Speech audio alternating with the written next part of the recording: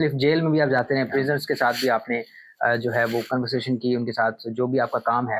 تو یہ جو آپ کا کام ہے، ان جگہوں پہ جب آپ جا کے لوگوں سے بات کرتے ہیں اور اس مائنڈ سیٹ سے بات کرتے ہیں کہ جو مطلب دنیا میں یا جرائم سے جڑے ہوئے تھے یا منشیات سے جڑے ہوئے تھے، تو وہ ان کے انجام سے، ان تمام چیزوں سے نکل کے جب اس جگہ پہ پہنچتے ہیں، پھر آپ ان کے سامنے جاتے ہیں. آپ کی اس کام کی نوعیت کیا ہے؟ اس کو ذرا ایکسپلین کیجیے گا. جی بہت اچھا سوال ہے. معاملہ یہ ہوتا ہے کہ ہم انسان ہیں اور جسم کے اندر ایک روح پائی جاتی ہے جو کبھی کبھار نفس مطمئنہ ہوتی ہے اور پھر کبھی وہ کسی اور راستوں پہ چل پڑتی ہے.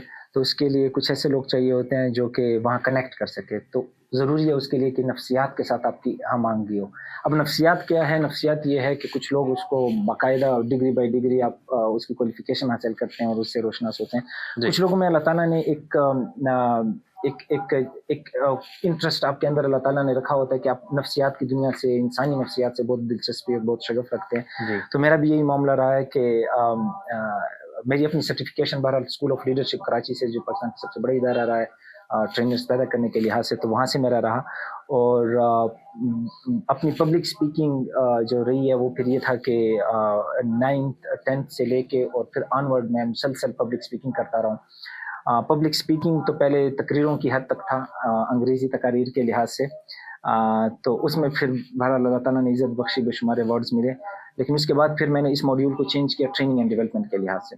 تو ٹریننگ اینڈ ڈیولپمنٹ کی باقاعدہ کراچی سے سرٹیفکیشن حاصل کرنے کے بعد اور پھر بے شمار اداروں کے ساتھ کام کرنے کے بعد میں نے دیکھا کہ اداروں میں تو ہم ایک کانٹینٹ بہرحال امپلائی انگیجمنٹ کے لحاظ سے، موٹیویشن کے لحاظ سے، کریٹیوٹی کے لحاظ سے، اڈاپٹیبلٹی کے لحاظ سے، یہ سب تو ہم پرووائڈ کرتے ہیں. لیکن اس کے علاوہ جو اسکول، کالج، یونیورسٹیز کے اسٹوڈنٹس ہیں تو ان کے ساتھ انگیجمنٹ رہی انہی ماڈیولس کے لحاظ سے ان کے لیول پہ. اور پھر ڈرگ ریہیب سینٹرز جو اسپیسیفکلی جو پریزنرز کے ساتھ سیشنز رہے ہیں پاسٹ میں، تو وہ یہ تھے کہ وہ امید کے سیشن تھے، وہ زندگی کو ایک بار پھر سے ویلکم کرنے کے سیشن تھے. وہ ان کے اندر اس آئیڈیا کو انکلکیٹ کرنے کے تھے کہ اب بھی چانس ہے. تو میرا ایک سلوگن ان کے ساتھ ہمیشہ سے رہا تھا، وہ یہ تھا کہ جب تک سانس ہے تب تک چانس ہے. تو جب تک سانس ہے تب تک چانس ہے. تو ان میں یہ چونکہ وہ طبقہ ہے جو بالکل امید ہارے بیٹھا ہوتا ہے. یہ وہ طبقہ ہے جس کو معاشرے میں بہت ہی انفیریئر نگاہ سے دیکھا جاتا ہے، اسپیس نہیں دی جاتی، ایکسیپٹیبلٹی نہیں ہوتی. اور سب سے قیمتی اثاثہ جو وہ کھو دیتے ہیں وہ پبلک رسپیکٹ ہے، وہ عوام کے آگے ان کا ٹرسٹ جو ہے وہ یہ کھو دیتے ہیں. تو پھر ان کے ساتھ میں نے صرف سیشن نہیں دیا بلکہ ان کے ساتھ میں نے ہفتوں گزارے ہیں پریزنز کے اندر، میں نے ہفتوں گزارے ہیں ڈرگ ریہیب سینٹر کے. ان کی کہانیاں جی ہیں میں نے ان کے لحاظ سے شاید ان کو کچھ سکھایا ہوگا، سمجھایا ہوگا، لیکن ان سے میں نے بہت کچھ سیکھا ہے. اور جو میں نے سیکھا ہے وہ سب سے بڑی چیز یہ تھی کہ وہ شکر گزاری تھی. وہ شکر گزاری تھی، وہ ان تمام نعمتوں کے لیے، اس آزادی کے لیے، ان دوستوں کے لیے، ان پبلک ریپوٹیشن کے لیے، ان برانڈنگ کے لیے جو آپ دنیا میں کرتے ہیں. لوگ آپ سے کسی واسطے سے منسلک ہوتے ہیں، ان لوگوں کا وہ واسطہ ختم ہو چکا تھا.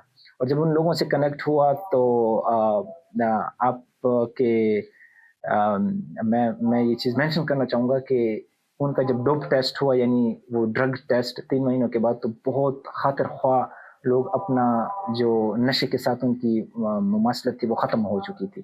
یعنی وہ سیشن جو ان کے ساتھ ہوئے ہفتوں در ہفتوں، ان سے پازیٹیوٹی یہ نکلی کہ انہوں نے ایک بار پھر سے جینے کا ارادہ کیا. انہوں نے ایک بار پھر اپنی فیملیز کے پاس جانے کا اور اپنے اس سلسلے کو جہاں پر وہ ایسی ایڈکشنز میں مبتلا ہو چکے تھے جن سے وہ اپنی فیملی، اپنی لائف اور اپنے مستقبل کو داؤں پہ لگا چکے تھے، انہوں نے وہ چیزیں چھوڑی ہیں. اور باقاعدہ وہ چیز پھر وہ ٹیسٹ سے ثابت ہوا ہے کہ جب ان کے ٹیسٹ ہوئے تو انہوں نے 3-4 مہینوں تک کوئی ڈرگ ان کے اندر نہیں، جسم انہوں نے انہیل نہیں کیا. سو بہرحال بہت عجیب قسم کے ایکسپیرینسز رہے ان کے ساتھ، بڑے آئی اوپننگ تھے، بڑے اوور ویلمنگ تھے. میں یقین مانے ان کے ساتھ جب سیشن کرتا تھا تو رات واپس آتا تھا تو میں زاروں قطار ہوتا تھا. میں خود ایسے کرب میں مبتلا ہو جاتا تھا جب میں نے ان کی کنڈیشنز دیکھیں. اور اس میں اتنی ساری کہانیاں ہیں کہ اگر میں اور آپ وہ ڈسکس کرنے بیٹھ جائیں تو بہت وقت اس کے لیے چاہیے. لیکن میں نے دیکھا ہے کہ درد آپ کو بہت کچھ سکھا دیتی ہے، اور خالی پیٹ اور خالی جیب آپ کو بہت کچھ سکھا دیتا ہے. बहुत बड़े बड़े उस्ताद होते हैं। हम्म।